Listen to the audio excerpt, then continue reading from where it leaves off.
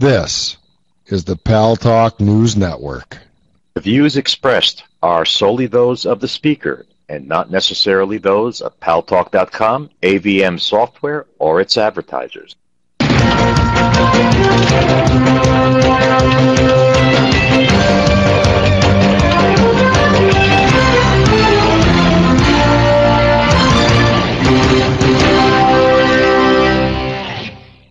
News Talk is online. News Talk Online is a production of Paltalk.com, the largest multimedia interactive program on the internet with more than 4 million unique users on demand on iTunes and on YouTube and on my blog, GaryBaumgarten.com, where you are encouraged to post your comments, whether you agree with yours truly or not. No retribution, and thanks to our great friends at CRN Digital Talk Radio. We're syndicated to an additional 12 million households. I am your host, Gary Baumgarten. I welcome you to the show.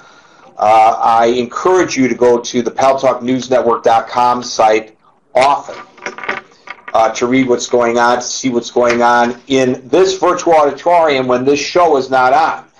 There were so many things today that we brought you, and my good friend Live Coverage brought us live coverage on the congressional hearing on Afghanistan and the president proposing the new banking restrictions.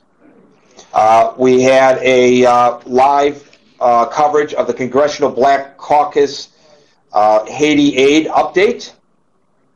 We had live coverage of the UN Haiti briefing today.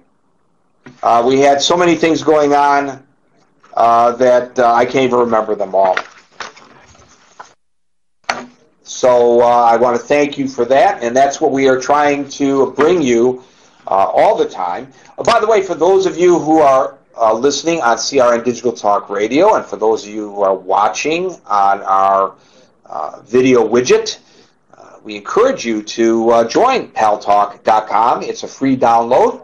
And we'd love to have you on board so you can comment and see everybody's cameras, and if you want, publish your own face on the program. That would just be delightful. I've got 3 issues that I want to talk about to start things off. Number 1, the Supreme Court today, as we heard during the program, the third branch, which ended just before the start of this program, has ruled that corporate political contributions can be made. There was a law, the McCain-Feingold or Feinstein-Feingold law, that precluded that. Immediately upon the announcement, a coalition of public interest groups strongly condemned the ruling and announced that it is launching a campaign to amend the United States Constitution to overturn it. The groups hope to correct the Supreme Court's creation of corporate rights under the First Amendment. They believe that free speech rights are for people, not corporations. The legal director of Voter Action, John Bonifaz, says, in wrongly assigning First Amendment protections to corporations, the Supreme Court has now unleashed a torrent of corporate money in our political process, unmatched by any campaign expenditure totals in U.S. history. I agree with them. I want to, as a voter, which they don't have a vote, as a voter, to have influence over my member of Congress. I don't want these corporations to have influence greater than they already have, which is already too great, over our members of Congress. Second issue I wanted to talk about was the President of the United States, using strong terminology, announced new restrictions, proposed restrictions on banks, including, I believe, taxation of bonuses.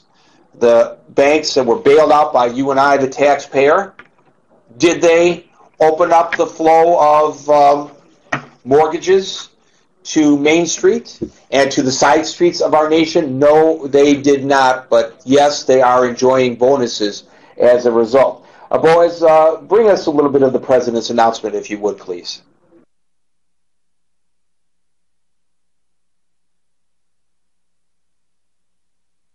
Over the past 2 years, More than 7 million Americans have lost their jobs in the deepest recession our country has known in generations. Rarely does a day go by that I don't hear from folks who are hurting. And every day we are working to put our economy back on track and put America back to work. But even as we dig our way out of this deep hole, it's important that we not lose sight of what led us into this mess in the first place.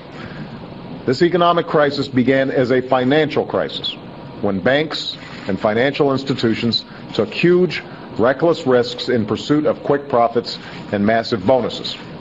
When the dust settled and this binge of irresponsibility was over, several of the world's oldest and largest financial institutions had collapsed or were on the verge of doing so. Markets plummeted, credit dried up, and jobs were vanishing by the hundreds of thousands each month. We were on the precipice of a second Great Depression. Now, to avoid this calamity, the American people, who were already struggling in their own right, were forced to rescue financial firms facing crises largely of their own creation. And that rescue, undertaken by the previous administration, was deeply offensive, but it was a necessary thing to do. And it succeeded in stabilizing the financial system and helping to avert that depression. Since that time, over the past year, my administration has recovered most of what the federal government provided to banks.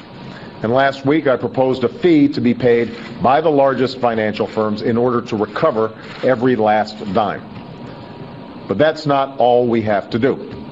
We have to enact common sense reforms that will protect American taxpayers and the American economy from future crises as well. For while the financial system is far stronger today than it was 1 year ago, it's still operating under the same rules that led to its near collapse. These are rules that allowed firms to act contrary to the interests of customers, to conceal their exposure to debt through complex financial dealings, to benefit from taxpayer-insured deposits while making speculative investments, and to take on risks so vast that they pose threats to the entire system. That's why we are seeking reforms to protect consumers.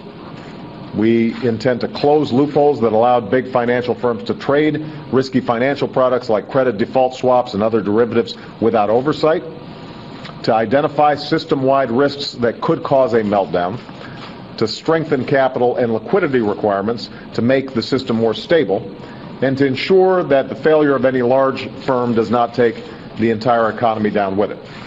Never again will the American taxpayer be held hostage by a bank that is too big to fail. Now, limits on the risks major financial firms can take are central to the reforms that I've proposed. They are central to the legislation that has passed the House under the leadership of Chairman Barney Frank, and that we're working to pass in the Senate under the leadership of Chairman Chris Dodd. As part of these efforts, today I'm proposing 2 additional reforms that I believe will strengthen the financial system while preventing future crises. First, we should no longer allow banks to stray too